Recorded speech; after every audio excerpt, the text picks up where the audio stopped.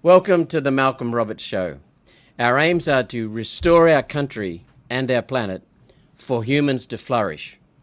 This is Senator Malcolm Roberts in the state of Queensland, Australia. Thank you for having me as your guest, whether it's in your car, your kitchen, your shed, your lounge, your barbecue, or wherever you are right now, sitting, standing, driving, walking, running, laying down, exercising, or whatever you're doing right now. Today we're going to reveal opportunities on our doorstep here in Queensland that may surprise you, may delight you, may annoy you. Well, the opportunities won't, but the frustration of the opportunities may anger you. They're eye-opening and the possibilities are unlimited for our whole state and for the country. And we'll also discuss with a special guest what we need to do to grab these opportunities for regional production and wealth, and for our whole state and nation, and for governance, integrity, leadership, truth, respect, and security for our country. And we're going to have some fun with someone who can be very colourful and at times humorous, and very refreshingly forthright and blunt. Before we start, our show's two themes are, first of all, freedom. Specifically, freedom replacing control, the eternal human struggle between control and freedom. And secondly, responsibility, specifically personal responsibility and integrity. History repeatedly proves that both freedom and responsibility are essential for human progress and people's livelihoods. Human history, when we look beyond the few villains and exploiters that get publicity, we see a wonderfully positive story about humans.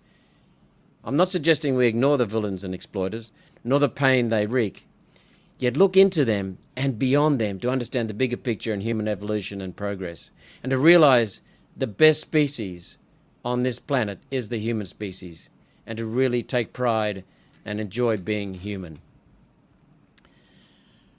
Last week, I was invited recently to speak at the Marine Therapy Group on the Gold Coast. Now, we'll talk more about marine therapy in a minute and who needs it, but Marine Therapy Group on the Gold Coast, a lively group of patriotic Aussies and a few sprinklings of other nationalities who meet weekly to get together. And every month or so, they have an external speaker to come in just to keep them up positive and make sure that they don't dwell on whinging, as some groups can tend to. So it's a wonderfully positive group with some outspoken people in it, I can tell you. And the organizer is Stuart Ballantyne, a Scotsman and an Aussie, a very, very proud Aussie. So welcome, Stuart, and thank you for joining us. Good morning, Malcolm. Thank you for having me on your show. Well, you're a bit of a media celebrity at times. Not a media tart like Peter Beattie, but media celebrity. So we'll honour that and welcome you very much. You're also on TNT Radio, aren't you? Yes, I was on there 2 days ago, actually. So again, giving some commentary and some feedback. So let's Enjoyable start. stuff. Yeah, let's start at the start. What's your background? Where were you born, and what were your I early was born years? I was born on the west coast of Scotland, a little place called Helensburgh, sheep stealing area. I came to Australia when I was 14 I was number three of six kids in a migrant family, Scottish migrant family. Number three is great because they can never remember your name. It's really good. So at 16, So, 16, so you got away I with a fair bit disappeared. from. Well, at 16, I disappeared to sea for 7 years. I don't think they noticed I was gone until I returned back at 23. So I was a navigator on passenger cargo ships, and then I went back to Scotland to study naval architecture. People say, "Well, why did you go back to Scotland to study naval architecture? You can study it in Sydney or Tasmania." I said, "Listen, the women in Scotland are fiercely overdressed, and there's no distractions from studying." So I went Oh, back I to can Scotland. imagine. Yeah. Oh. And did you marry a Scots woman or an Aussie? Oh, well, no, actually, I married an English woman because Oh. they're social climbers, and they like to marry up. So your wife wanted to marry up. So, Yes, so that's right. Scotland's also got a very proud history of maritime history, hasn't it? And where were the major ships built? The Queen Elizabeth and so on. Northern England, near Scotland? No, they were all built in Scotland. The Queens Ah, were all built in Scotland on the River Clyde. We used to have 36 shipyards there, and now there's only one. So they didn't reinvest in covering the shipyards, and the weather in Scotland is not conducive to open air shipbuilding. so I'll ask Um, you later some more about that. But what made you go to sea? What was in you from an early childhood that made you go to sea?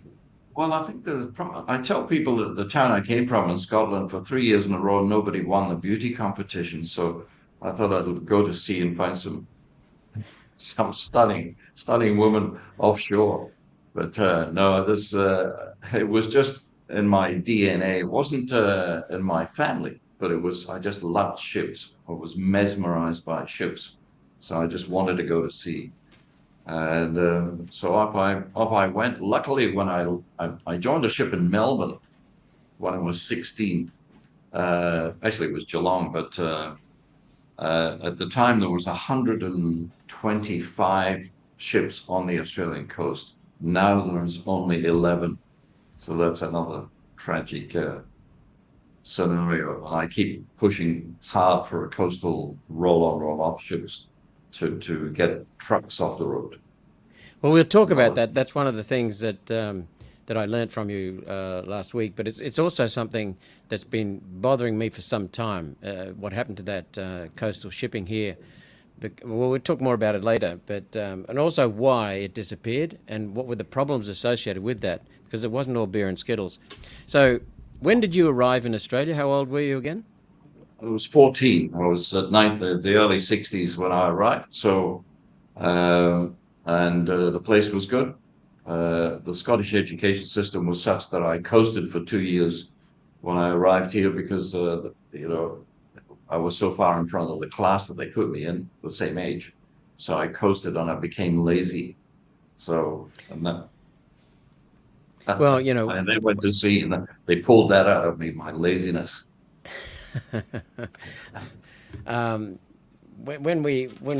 When I finished my talk and listening to the MTG group, Marine Therapy Group, we went upstairs to one of your offices. You have three offices, right, with your Yes, businesses, that's correct. right? Yes, And that's they're all in the correct. Gold Coast area. Yes, that's correct. Okay, um, and I was just wondering. You have very strong work ethic, very strong sense of humour. Um, you're Scottish by nature, and that's a wonderful compliment. And your staff were saying that you're a very hard worker and you'll never retire. What gave you these things in early childhood years? It's usually the formative years that are critical. What stood out for you in your early formative years? I think of work ethic. It was quite interesting because when I was nearly 11, my mother came to me and looked at me so closely. I thought she was examining my teeth. She said, you're old enough. You need to work now and contribute to the family well-being." And I thought she'd been possessed by an evil spirit because she couldn't remember my name or my age. She thought I was 12, or wasn't even 11. She said, "So I need to take you down to the greengrocer's place." So she wheeled me down there and says, "This is your new delivery boy." And he will take that massive bicycle with a massive big basket in the front full of shopping to various places around the town. And the greengrocer said, "He's awful wee." She said, "Yes, but he's smarter than he looks." And of course, she was one of the biggest customers, having a big family. So he said, "Oh, I'll give him a try," but I couldn't ride that bike uh, when it was full. I had to just walk it. And within 2 weeks, I had a work ethic. I had a work ethic. So, what was And your mother's trip to the greengrocer? Was it as much as of a surprise to the greengrocer as it was to you? It sounds like it yes, was. absolutely, absolutely. I didn't realize I was, not even 11. And but it's funny because I speak to a lot of guys of my vintage, and this is usually a fairly simple and similar arrangement. There was no discussion. You just had to go and actually help the family, whether it was on a farm or on a workshop or anything. You just had to help and dig in. And if I'd had asked for a gap year, my dad would have knocked my tooth out. And so, well, Well, I know in our family, we had certain jobs we must do around the house, and we had to do them. Took it in turns with brother and sister, and then we had other jobs at which we could make money because we lived out in the bush, and it was difficult to get into town. Although I could right. cycle in. So, what developed your interest in ships again? Well, it was, I was living on a river with all these shipyards, and almost 90% of the population worked for the shipyards. The other 10% worked for whiskey distilleries and bit of administration and stuff like that. So it was just it was a tough area. People, as Billy Connolly would say, they would bash you up for a bag of fish and chips. So, and there was a Catholic side of town and a Protestant side of town. And so when I came to Australia and all of a sudden the smog and the rain and the everything else had been replaced with blue skies, I thought, this is terrific. This is just terrific. So, but I still wanted to go to sea.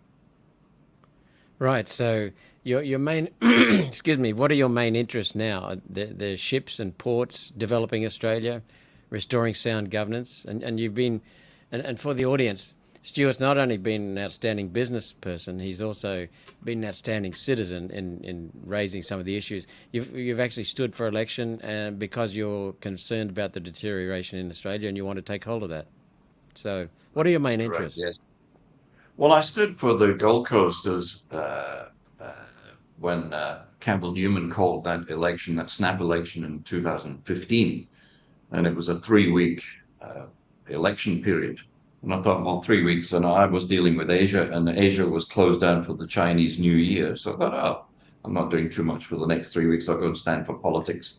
So I spent a month on uh, what do we call them, the signs and Core bits and flutes? pieces, core flutes everywhere, and a bit of advertising. Went round to speak to all because I was campaigning for small business, and I believe that small business is the biggest voting bloc Yeah. in the country. There's 5.5 million of people like me who are mainly sensible. When you don't actually become aware of anything until you run your own business.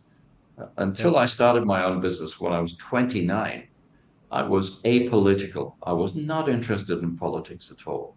But once I started my own business, I started listening to these guys and paying attention because actually their decisions affected me. And Right. most, so that's why I keep saying to the, shall we say, the right-wing bold politician, you have to focus on small business because that is the largest voting bloc. And the NTG, really, when we put these YouTubes out, we say this is the national think tank for small business because most of the people in the MTG were actually ran their own business, and some of them still do. Well, So, it's and I think that very that's very refreshing. important. Very refreshing the interaction with the people in the room last Wednesday at MTG. Very engaged Yes, people, very forthright, very strong in their opinions, but also willing to listen.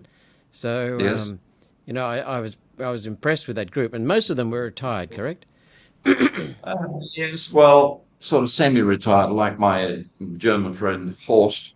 He says he's retired, but he's actually so he's a bit like me. I'm supposed to be semi-retired, but I've cut my hours down to 96 hours a week, and there's no such thing as retirement.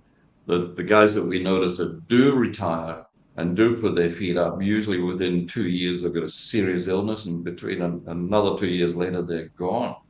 So I think one of the key issues of keeping a healthy life is keeping an active life, mentally and physically.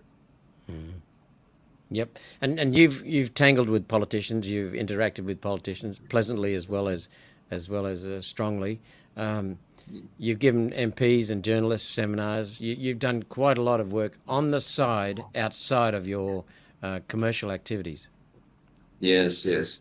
I've had to separate it, Malcolm, because I couldn't make statements on behalf of sea transport because I did a couple of times. I had an issue with Mr. Joyce, Alan Joyce of Qantas, when he was promoting the same-sex marriage. I wrote an open letter to the Qantas board, and pointed out that this CEO of theirs what he was doing was dangerous and unnecessary. And at the same time, he had taken Qantas from number 2 down to number 23 in the world, and it was no longer safe, and he was sweating the assets. I mean, I was a big traveler. I still am a big traveler, but not with Qantas solely now. And so my letter then was published as the number 1 letter of the Weekend Australia. Then, and I banned Qantas. I banned all my people from traveling Qantas because he banned a pie man who stuck a pie in his face at a breakfast speech in Western Australia. And this 67-year-old guy stuck a pie in his face because he was taking a strong stand for same-sex marriage. Anyway, so Alan Joyce banned this guy from traveling Qantas. So I banned Qantas. I banned my people from traveling Qantas. Then Margaret Court actually picked that up. And she then joined the fray, said, well, I'm banning Qantas. And of course, immediately the media jumped all over Margaret Court, as they recently did with Barry Humphries, and will take his name off take her name off the Margaret Court Stadium, as they did with Barry Humphries. Will take his name off of the Melbourne Comedy Festival. That's what they do. They try to cancel you. And the good thing about the MTG, it doesn't exist, so we can't cancel it.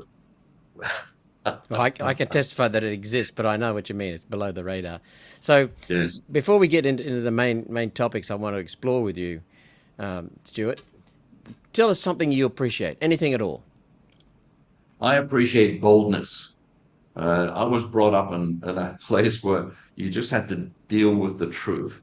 I then went to sea for 7 years, and when I changed watch at midnight or 4 a.m. in the morning, I would do a 10-minute handover. Everything was the truth. The water is such, the speed is such, and the wind, there's a ship here, here, and here. Everything had to be exactly the truth. And it's only when I came ashore and I started dealing with politicians and bureaucrats, truth is a rare commodity. And so I always like to deal with the truth. And when I write some of these columns and put a bold headline, you'll see some of them in The Spectator, defending Australia from itself. Because at the moment, if there was a gold medal or silver medal for stupidity, we would win gold, silver, and bronze as the way we're going as a nation. It is just terrible. And is it good for the nation? It's not. So I either get...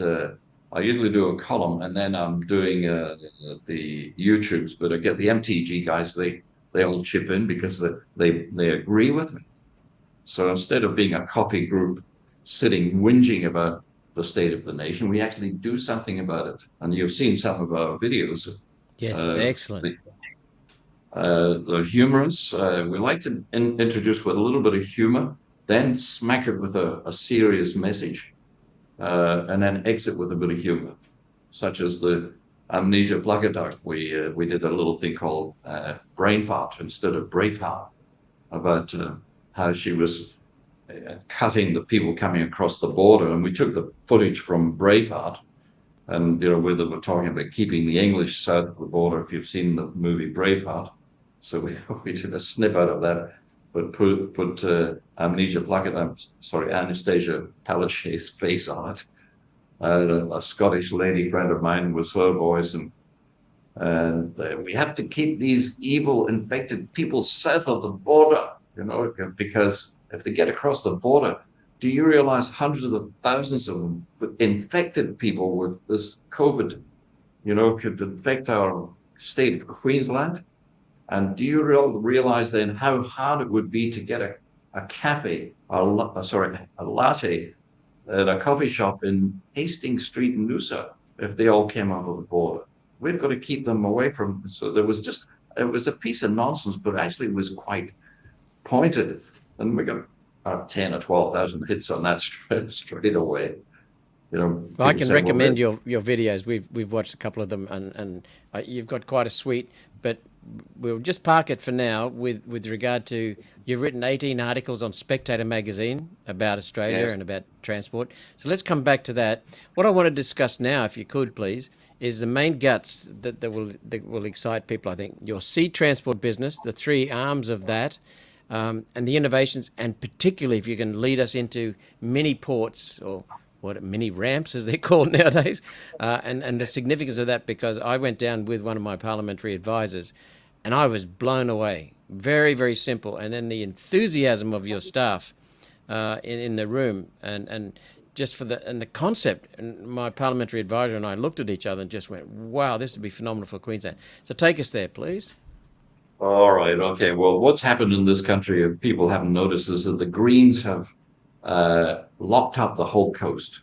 There are reams and reams of rules and regulation. You can't even put a pile in the water. And we used to run the ferry from Toondah Harbour and near Cleveland, here in Brisbane, across to Stradbroke. And we could not get a permit for dredging. And so everything was green rules and regulations. So we developed a concept some time ago. We're taking a mini port. In other words, taking the port to the product, not taking the product to the port.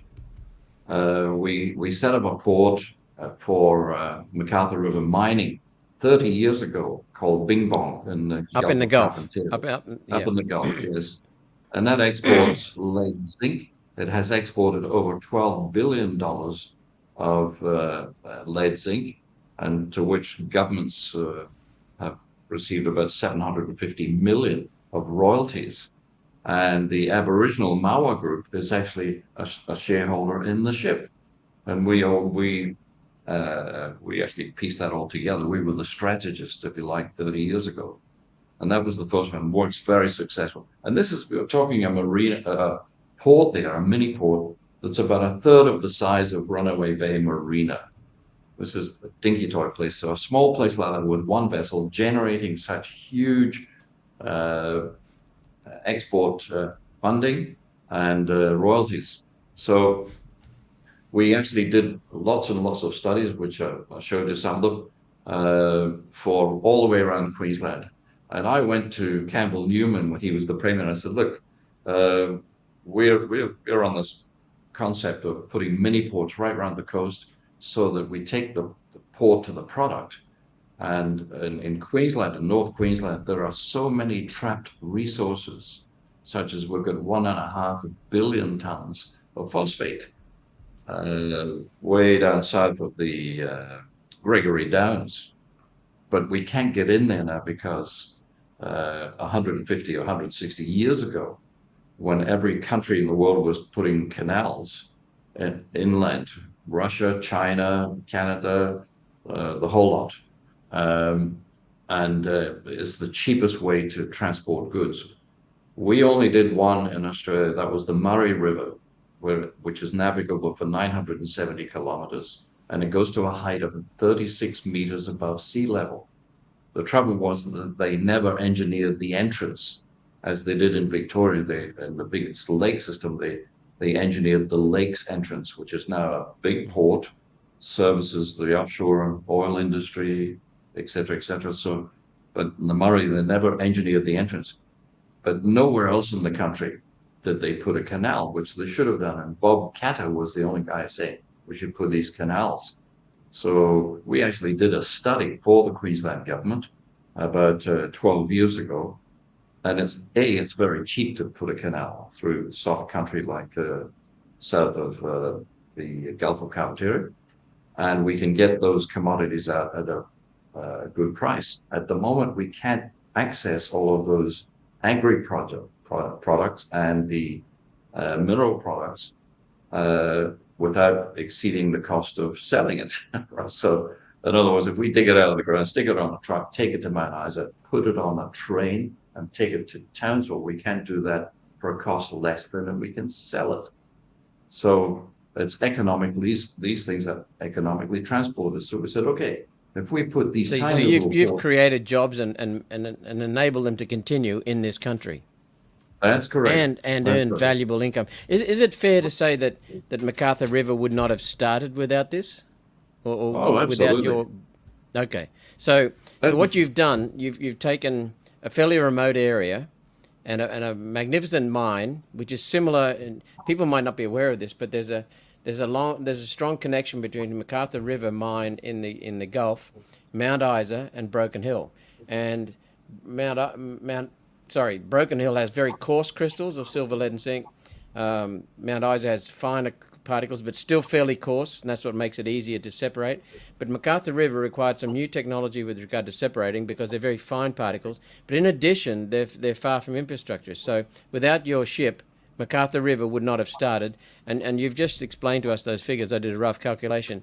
$400 million a year in revenue and Yes. Substantial royalties to the state over the past 30 years, and substantial royalties to the Aboriginal community, who are part Correct. owners. I mean, That's this is phenomenal, and it would have only have happened because your concept of a barge. So basically, what you do is you build a port, and then you people might not know this, but the Gulf has very shallow.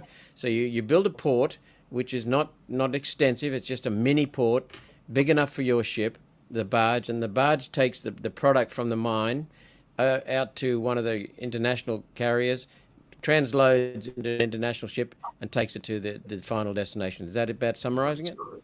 That's correct. And we're doing a new one now at the moment, which I showed you the other day. It carries 17,000 tons and it discharges at 7,000 tons an hour. This will be bauxite.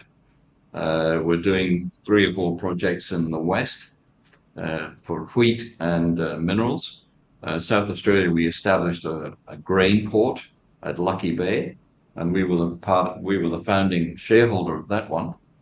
And there's now a second port at Wallaroo exporting grain.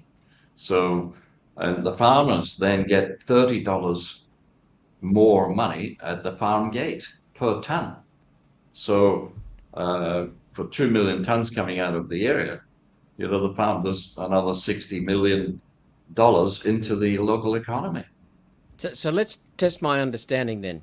Rather than trucking wool, wheat, minerals, energy products, extensive distances to a major port like Townsville or Newcastle or Sydney or Brisbane or Gladstone, you can build a port fairly close to the actual production centre. You Yes, save the farmers the transport cost to the major port, so they can save yes, $20 to $40 a ton for their product, which gives them that's greater correct. revenue, which means more local money. It also creates a small port in the area. It also Yes, takes marginal farming, marginal mineral production, marginal manufacturing, and makes it very robust and strong because you reduce the transport costs. What was the other one I was just thinking of in there? Yeah, well, you create greater access to the regions and greater jobs in the regions. and particularly the Indigenous, we work very closely with DAA, which was the Department of Aboriginal Affairs before they became ATSIC. I was consulting for them for probably the best part of 25 years. Just they were one of our clients, and one of the things with the Aboriginal youth, they're terrific with boats and shipping. So we They're have terrific, suggested, full oh, stop. yes. I mean, but they like it's like kids. Kids are always good with boats. I find that in my industry, we take the enthusiastic ones and we bring them here to our design office. So, but when I spoke with Noel Pearson and Richie Arnett, I said, well, look, we need these mini ports. But of course, unfortunately, the Palaszczuk government decided that this was evil. So they introduced a Sustainable Ports Act, which meant that no one could put any of these mini ports anywhere in Queensland, which was to me was a piece of nonsense because it constrains regional growth, it constrains exports, it constrains the royalties, Aboriginal training, regional prosperity. Well, And correct me if I'm wrong, but one of your senior management, Roshan, I think it was, said that that Sustainable Ports Act was 645 pages in length, and it was designed to stop you making regional ports. That's it. that's correct. That's And correct. so 645 pages to get in the way of you creating regional Australian jobs. That's correct.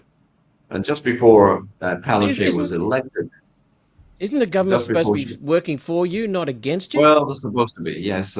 But just before she was elected, the 7:30 report ran a thing on transshipping. It ran a 1 hour thing on just Or a program a on ship's male and transshipping. female now too, are they? Yes, Transshipping? that's right. Yeah, yes, that's right. So in other words, taking from a very shallow port as we do with Bing Bong and MacArthur River and Karumba, the whole idea is we take from these shallow draft multi-screw vessels, we'll take it out to the ship at anchors, as just mentioned before. But the 7:30 report did a show on transshipping, and they crafted it in a way, and they showed Kalimantan in Indonesia that has a very crude and way of just cranes, and they're dropping coal and everything in the water. And they showed this and alluded to the fact that this was happening in the Barrier Reef. So the minute that Palaszczuk got in, which was only a few days later, she said there will be no transshipping in Queensland. I wrote her an email, stinging email, said, listen, if you actually look out your window, and there are two very successful transshipping operations in the Gulf of Carpentaria, which have already received international environmental awards because they're dust proof. They're done on a negative pressure shed, which we showed you in the model, so that none of the dust actually escapes from the vessel. So, but no, she didn't. No, we're going ahead and we're making this an act.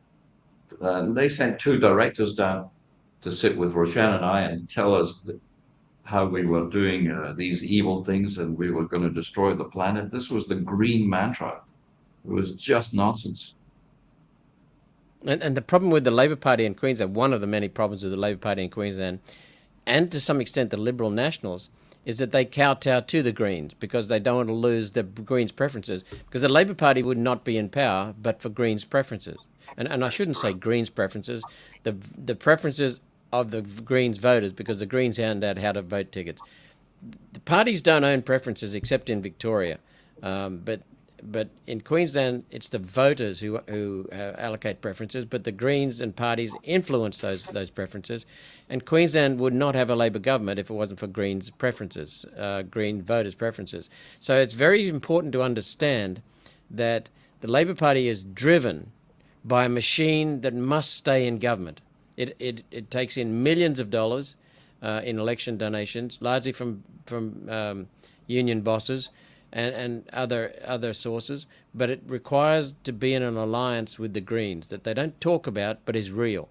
So the Greens have got an ideological bent about what you're doing, Stuart, and they won't let you, as you said, no pylons, no dredging. And so what they'd rather see is a massive impact at a massive port, or maybe I'm wrong, what they would like to see is shut down all of our industry. That's the one, because even the massive ports, as the video I showed you about the mini ports here, with the big ports, they've passed a law now, a green law, that you must put a bond down. If you're going to build a jetty out to export whatever, you must place the bond to remove the jetty at the end of the mine life. So if it's a 30-year mine life, the cost today of putting a bond to take it out in 30 years' time when the piles are all rusted or whatever, it's a significant cost. And that, of course, takes out most medium-sized businesses. It only leaves, the BHPs and the Rio Tintos that are capable of funding a billion-dollar structure and a bond to remove it in 30 years' time. Whereas we've been saying, well, okay, let's just do a mini port, bring it in, dig it out, and at the end of the time, you say to the Indigenous or the landowners, say, look, the mine's finished. Do you guys want us to fill this in, or would you want to keep it as a boat harbor or a marina? Oh, and of course, then we'll say, yeah, we'll keep it as a marina. So that it was a nice strategy. It was a multi-user, so it wasn't eligible to become a victim of a monopoly. The West Australians liked the model because in Western Australia, the ugly, what I call the ugly sisters, the mining, the big ugly ones, they would totally block the port so that no medium-sized or small exporter could actually get access to the port. So you're So perpetuating a cabal in each industry. that's correct. So with the mini ports, we say, well, okay, there's three areas here. They're all 50 hectares, 50 hectares, 50 hectares. So there's three independent users of this mini port. It's a common user port. It's like an airport. Any plane can land there. You know, And when now you that, first mentioned, oh, sorry. so when we spoke to the army, who have been speaking to us about the amphibious landing craft, they said, we can't find places to put these things in the north. And of course, as you know, that Cape York and the Torres Strait is the area of the highest incursion of border incursions. You know, we're talking 4,500 border incursions every year Yeah. through the Torres Strait.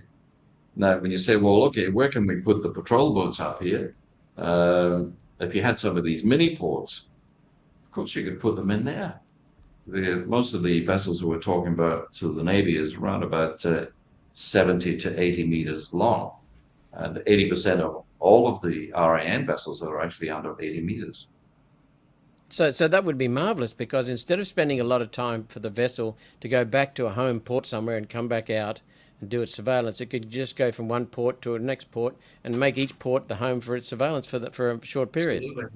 Absolutely. Well, Absolutely. you know, um, when you first mentioned to me last Wednesday, and our parliamentary advisor, that they're putting a bond on new wharves, new facilities, I thought, well, nothing wrong with that, because it has to fund the removal of them at the end of their life.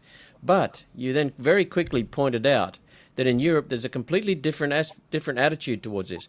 These assets don't just die when the mine dies; they flourish in serving the whole community.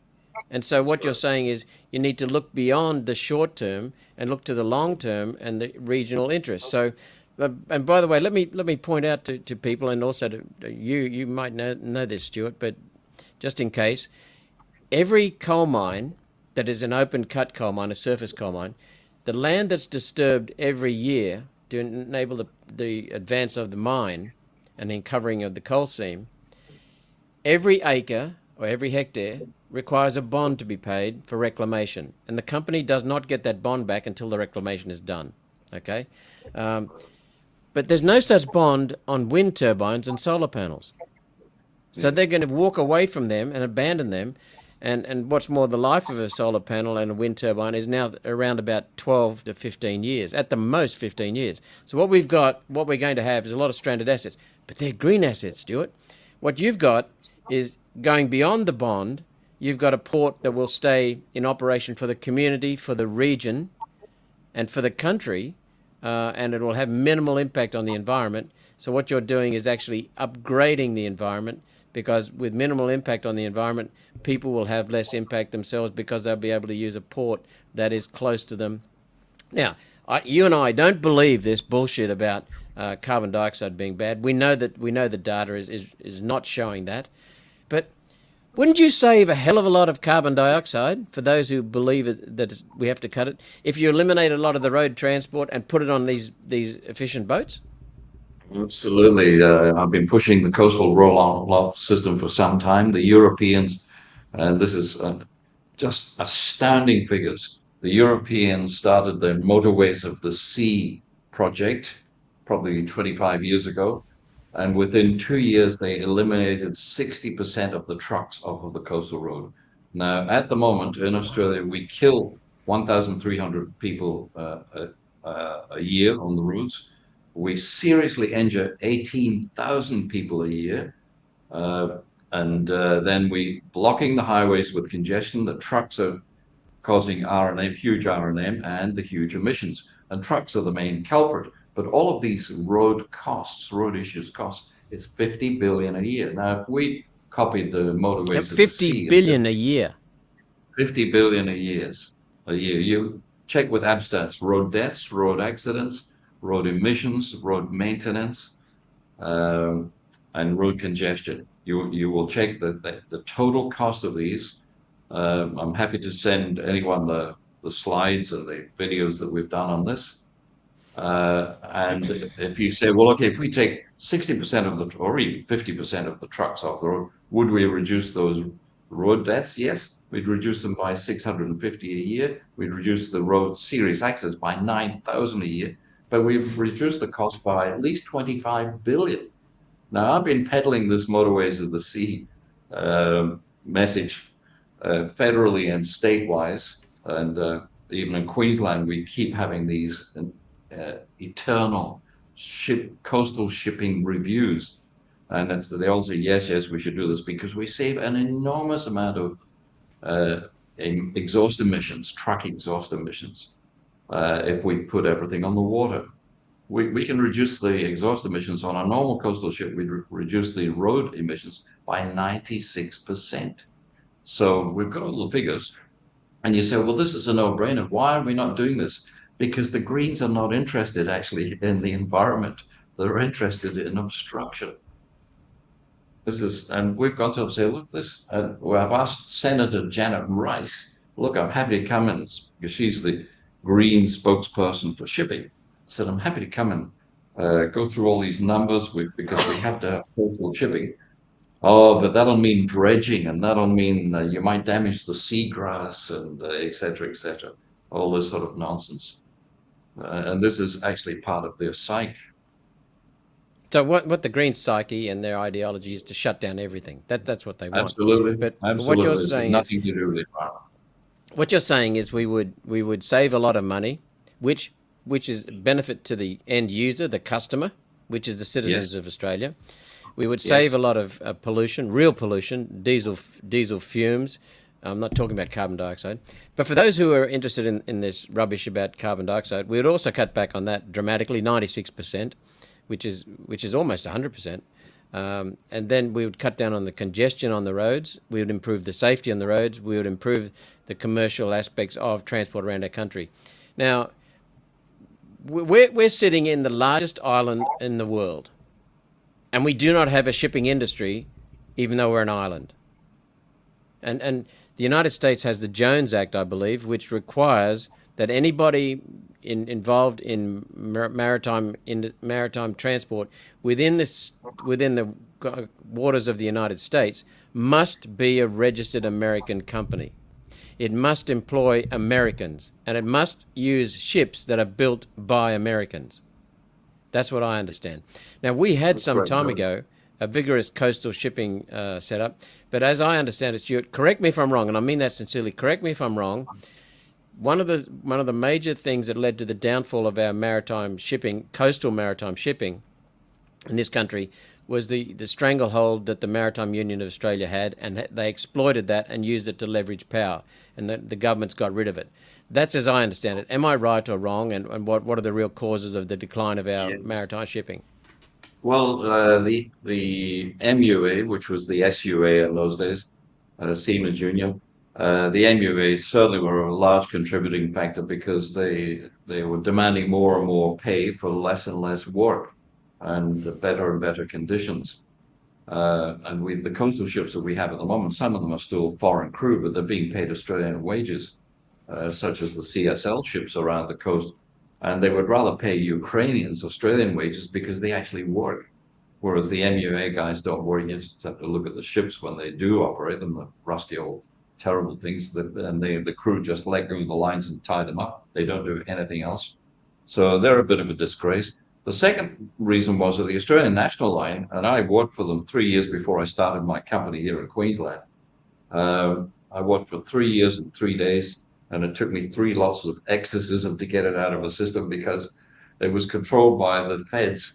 And we just had this nonsense coming out of Canberra all the time, just doing stupid things. Because we were owned by the government, we were controlled by bureaucrats that had no idea what ships were really about.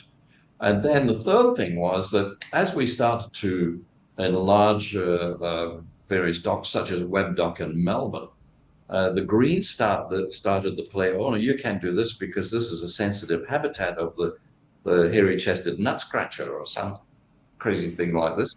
and they would stop it. And I used to think they were joking. but it was, and they would stop a project for years. And they have grown in power and in influence and legality. And a lot of the states in Australia, the EPA is autonomous. In other words, the minister cannot interfere. So, and we're getting some, we're seeing some horrible things right around the country, and everyone's telling the same. Oh, we can't get dredging permits, we can't get this. Why not? Well, because when they want an offset, or what they want, you're talking about it before, a vegetation offset. So if you want a dredging permit, they say, well, you give us $5 million as a vegetation offset, and we'll let you dredge. This is just dreadful. So Most shakedown small money. companies. Yeah, Yeah. it's yeah. So let me clarify that. You've got, well, first of all, ANL, was that a federal government entity? It was a federal government entity, yes. Okay, well, now I So, understand why, because I've rarely seen, in fact, I can't recall anywhere where businesses or an industry has failed because of the union alone. Sometimes union bosses get it into their head that they want to control things. They get a stranglehold. They're thumping their chest about all the power they have. They extract various things, mainly for themselves, not for the workers. So that's one thing, but you don't get that without shoddy management, and that now I understand why the shoddy management.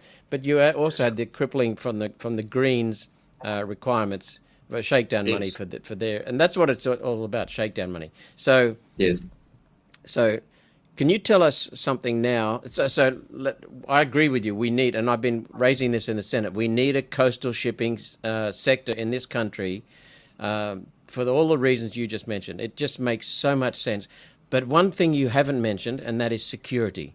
Coastal shipping, we're an island nation that requires movement of goods around our country, and the coastal shipping not only would be cheaper, it would give us enormous security, because currently what would happen in a war is the boats that ply around our sea, around our coast, would all leave and go home, and be stuck in a war with nothing.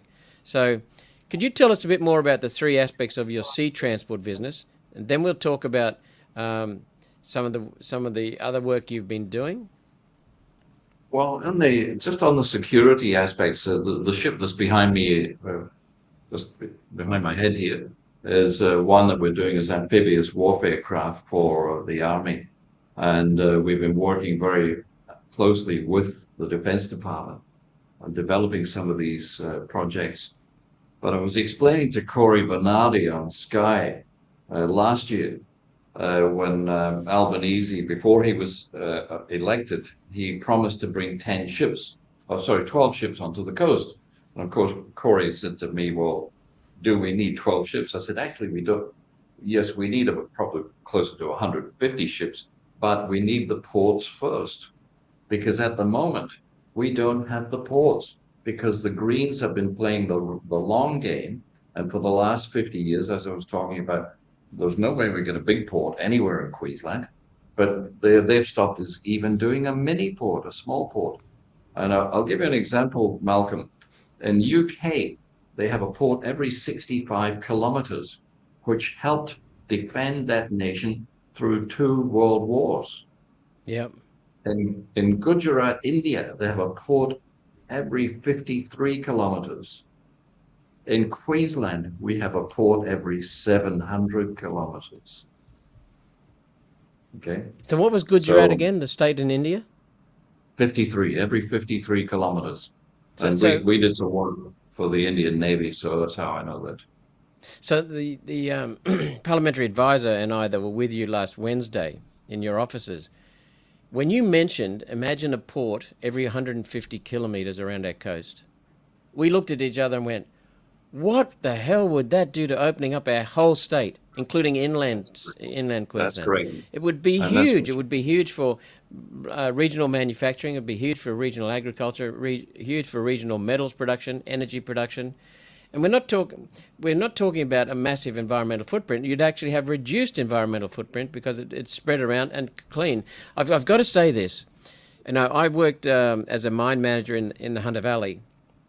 And one of my postings was to a mine on the coastline, and I had responsibility for a coal preparation plant that cleans the coal, and also loads it onto a ship, which then took the coal to Newcastle Harbour and unloaded it there, and Stuart's boat. So I've got some experience in this, and I saw Stuart's boats and designs. He's got models, he's got pictures, he's got concepts, he's got working photos of working vessels from around the world. And the thing I loved about your vessels, Stuart, was that they're inherently simple and elegant. Always, when I look for a design, I look at whether or not it's simple and elegant, and yours are. And I could see that the innovations you've introduced, I mean, a bucket wheel excavator to bucket wheel reclaimer on board a ship, the facilities for getting into the ship through the rear of the boat, and also your attention to detail in terms of keeping all the dust enclosed, because when you move minerals, you get dust, but you keep them all enclosed, and then you have a filter system, which means that there's nothing gets into the ocean, nothing gets into the air. I mean, that is just phenomenal, and it all enables very low cost and high efficiency. So I want to compliment you on that for a start, but I want to reassure the viewers that I've scrutinized what you've done, and it is beautiful. It's very, very beautiful, and that's why it works. Well, Malcolm, Sea Transport has won 10 international awards, 5 of which were environmental awards. And Neil Baird, the marine publisher, described me once as a practicing greenie, which was a term that made me squirm. So, but when I go to these meetings, I said, look, we've got pieces of paper on the wall, nice certificates, environmental awards. And the people we're usually arguing with from the EPA, they have done nothing and just continue to obstruct, nothing to do with the environment. So you've got a phenomenal concept here. Well, no, you've got a phenomenal, proven concept that works, minimizes impact on the environment, maximizes returns for the country, minimizes costs for consumers, which are all Australians, maximizes the effect for small business, maximizes the effect for regional Australia, and your biggest frustration is the lies of the Greens and the Palaszczuk government in Queensland, which is throttling you with a piece of legislation that was designed to cut you out. So that just shows the shoddy governance in this country, the dishonest, deceitful governance. But we've got a beautiful concept now that is proven. Yes. Quickly, sea transport. What are the 3 areas you focus on? And then I'd like to get you to tell us about your visions for Australia. We're focusing on ferries, roll off ferries. We focus on military, and we're focusing on transshippers. And we see that the transshippers hold the biggest potential for Australia because we can get exports, as we've been discussing, from all of the remote trapped commodities around this nation if we can get the mini port strategy implemented. You also design ships for construction anywhere in the world, so your products are in operation around the world. They're in 47 countries at the moment. We've got all of I marketed to 70 countries 10 times, but I've actually sold to 47 countries. And hence I can do videos such as sea level rises, because we are an authority on sea level rises. In my 2-minute 30-second video, where I address Mr. Gore and Miss Greta Thunberg. So, and you can't dispute that. So. No, and I've got to give you a full credit. You're a small business. How many? You employ what? 30 people, roughly? Well, no, people ask me the other way, Malcolm. How many people work for me? How many people work for you? About half of them. That was a setup. No, there's about 30 here, but essentially what we do is with our licensed builders, we create hundreds of jobs. We're dealing with BAE at the moment with these amphibious craft.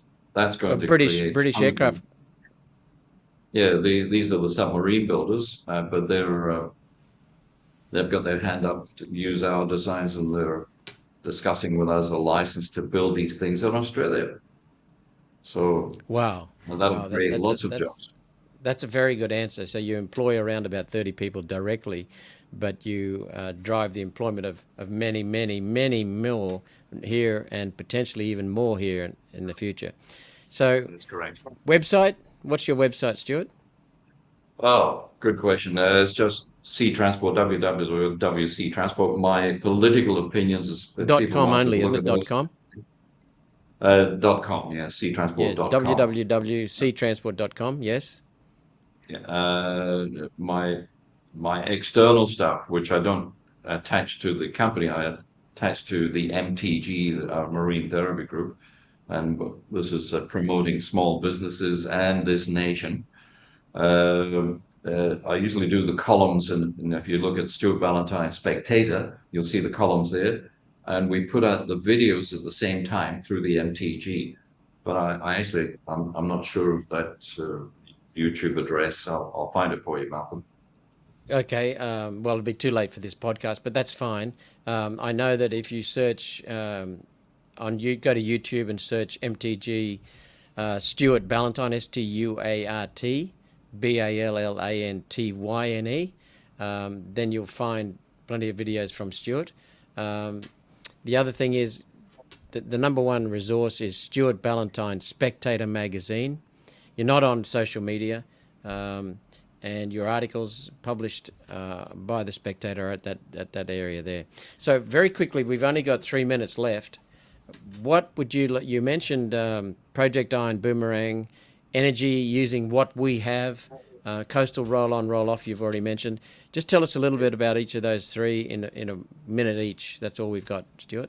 Well, in energy, I don't believe that we should be importing our energy solutions, such as wind turbines and solar panels. We should be using actually what's under our feet, the uranium, and we've done videos on that. I'm happy to send them to you. The uranium, thorium, gas, coal. I mean, we are, as I say, it's idiotic that we're ignoring this. We should be, Iron Boomerang is an excellent one. We should be producing our own steel and to certainly join up the coal of Queensland to the iron ore of West Australia and have a steel mill on either side. The Shane Condon's concept is excellent. It's a nation building exercise, which we should have been addressing years ago. And we are not prepared for war. If you look at the last one, Essington Lewis said we have to focus on steel and aluminium production because there is a war coming. And luckily for him, the Prime Minister at the time listened to him. And we were a little bit prepared. At the moment, we're not prepared. No, just to tell the viewers what Iron Boomerang is about, we've got the world's best coking coal in the east around central Queensland, around Mackay, Moranbah. And we've also got some massive steel iron ore deposits in the west. Iron Boomerang is a steel railway line between the two, so the trains would take iron ore from the west to the coalfields in the east to steel mills that would be built there. And there's already strong interest in that from international steel mills and Australian operators. And then the reverse journey would go back, the Boomerang would go back carrying coal. So you would have a dramatic reduction in rail freight, a dramatic reduction in ocean transport and the carbon dioxide from taking empty vessels and empty trains one way around the world. And you would have dramatic opening up of the inland of this country and development of that. Security, also the Aboriginal communities, remote communities would have water, communications, internet, and so on. Last one. Yes. Got half a minute. Coastal roll-on, roll-off, unused blue highway. That's what you want. Unused blue highway. We don't have to pothole this place. It will reduce road accidents and road deaths. It's a no-brainer. My father-in-law was hit by a truck just on his retirement. And for 13 years, we had to push him around in a wheelchair because road accidents are actually a bigger cost than road deaths. When you see there's 18,000 serious accidents a year, road accidents, mostly on the perimeter road. If we could get rid of that, that's a terrific thing. Thank you so much, Stuart. You've really covered it very, very well and raised a few things I didn't know. So thank you so much. Until our next show, this is Senator Malcolm Roberts, staunchly pro-human, proud of who we are as humans, and a believer in the inherent goodness and care in human beings. I want to acknowledge the pain and then take a minute to appreciate the abundance and potential in and around all of us. There is pain associated with humans. Acknowledge that, but appreciate the abundance and potential in and around all of us. Please remember to listen to people, to love people, and to love one another. Thank you so much, Stuart Ballantyne.